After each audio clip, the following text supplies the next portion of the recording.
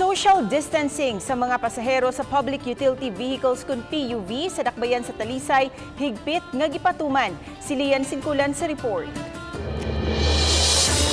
Giseryoso karon ang pagpatuman sa social distancing ilabi na sa mga public utility vehicle kun PUV sa dakbayan sa Talisay. Kagahapon, mipahigayon una og info drive ang mga sakop sa LTO7 aron pagpahibaw sa mga sakyanan di pasaheroan nga moagi sa dakbayan. Apan kaganihang buntag, nagpahigayon na og operasyon ang mga sakop sa LTFRB7 uban ang City Toda sa mga sakyanang di pasaheroan nga wala pa motuman sa social distancing. Gipanaog usab ang mga pasahero sa mga PUJ nga gasikit-sikit.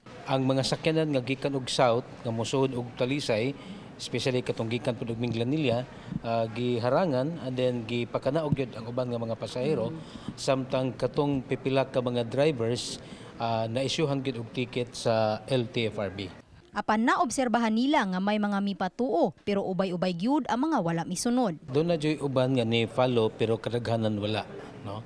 Kay ang ilang nga mga rason sa among mga pagpangutana kining menos ang mga sakyanan nga nagdagan unya nangayawat sila bisan naman tuod og nahibaw sila nga gibawal. Gidugang ni tumulak nga random ang gihimo nga operasyon aron kanunay nga magmatngon ang mga driver.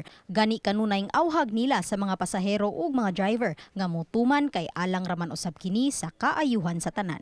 Uban ni Renante Quiñones, Lian Singkulan, Balitang Bisdak.